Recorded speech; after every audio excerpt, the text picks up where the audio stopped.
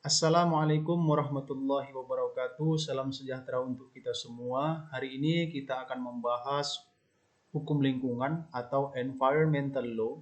Namun sebelum itu, mari sama-sama kita berdoa menurut agama dan kepercayaan kita masing-masing. Berdoa dimulai. Doa selesai. Terima kasih atas kehadiran saudara-saudara sekalian. Hukum lingkungan terdiri dari dua kata, hukum dan lingkungan. Ketika lingkungan tersebut mengalami suatu kerusakan, mengalami pencemaran yang dilakukan oleh oknum-oknum yang tidak bertanggung jawab, maka berlakulah hukum di dalamnya. Maka berlakulah sanksi kepada para pelaku perusakan dan pencemaran lingkungan.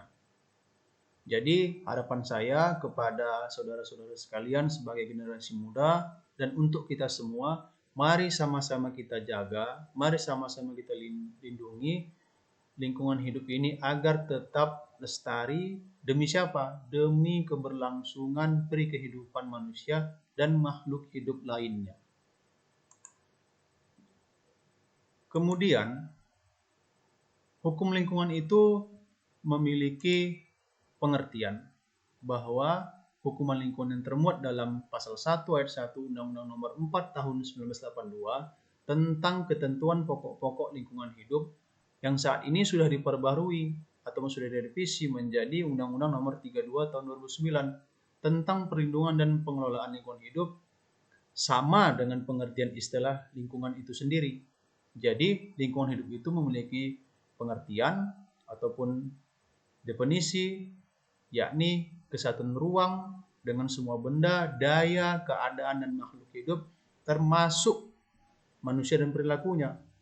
Jadi manusia dan perilakunya harus termasuk. Ketika manusia itu melakukan suatu kegiatan yang dapat merusak lingkungan itu, maka itu akan mempengaruhi terhadap ekosistem ataupun alam itu sendiri. Ketika alam ataupun ekosistem itu terganggu yang disebabkan oleh perilaku manusia yang tidak sesuai ataupun melanggar hukum, maka itu akan mempengaruhi keberlangsungan manusia dan makhluk hidup lainnya. Jadi lingkungan hidup ini merupakan suatu titipan dari Tuhan yang Maha Kuasa. Hendaknya kita harus menjaganya. Kemudian juga di sini ada dasar konstitusional yang mengatur di dalamnya. Yang pertama, itu pembukaan Undang-Undang Dasar 1945 pada alinea keempat. Jadi dikatakan di sini pada poinnya melindungi segenap bangsa Indonesia dan seluruh tumpah darah Indonesia dan untuk memajukan kesejahteraan umum, mencerdaskan kehidupan bangsa dan ikut melaksanakan ketertiban dunia yang berdasarkan kemerdekaan, perdamaian abadi dan keadilan sosial. Maka perlulah kiranya kita harus ikut melindungi dan menjaga negara kita ini. Kemudian yang kedua, dasar konstitusional yang kedua, yaitu pasal 33 ayat 3 Undang-Undang Dasar 1945. Dikatakan di situ di pasal 33 ayat 3, bumi, air, dan kekayaan alam yang terkandung di dalamnya dikuasai oleh negara. Jadi negara mengkuasainya.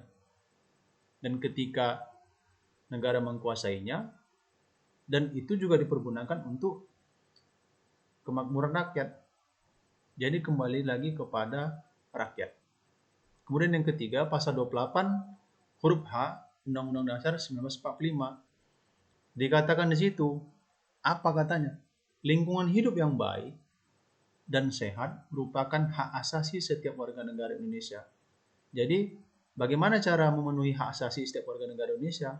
Yaitu tadi, harus menjaga lingkungan hidup agar tetap baik dan sehat. Siapa yang harus menjaganya itu? Siapa pemeran utamanya?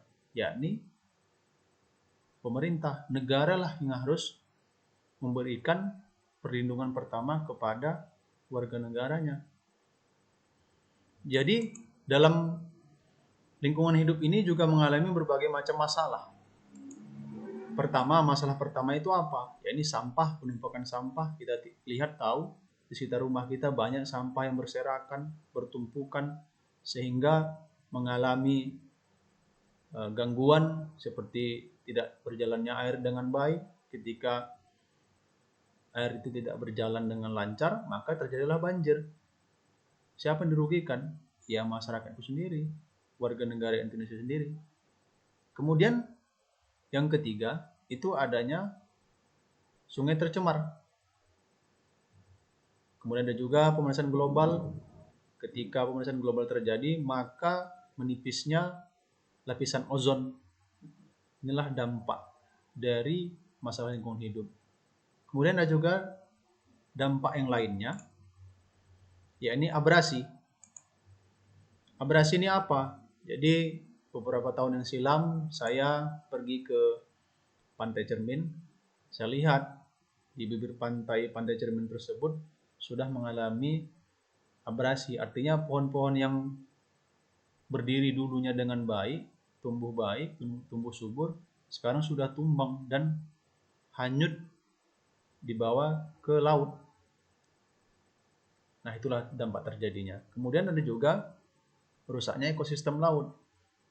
Rusak ekosistem laut ini tentunya ulah manusia itu sendiri.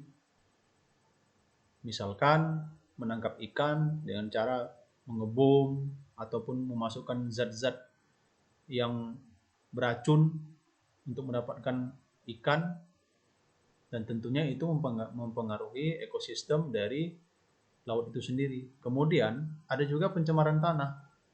Kalau kita lihat banyak itu di kampung-kampung ataupun di pedesaan, banyak sekali tanah-tanah yang mengalami retak dan tidak subur dan sulit untuk bercocok tanam di dalamnya. Kemudian yang berikutnya juga ada kerusakan hutan. Kerusakan hutan ini kalau kita lihat dari gambar, ini merupakan penebangan hutan ataupun kalau dikatakan illegal logging, itu bahasa hukumnya.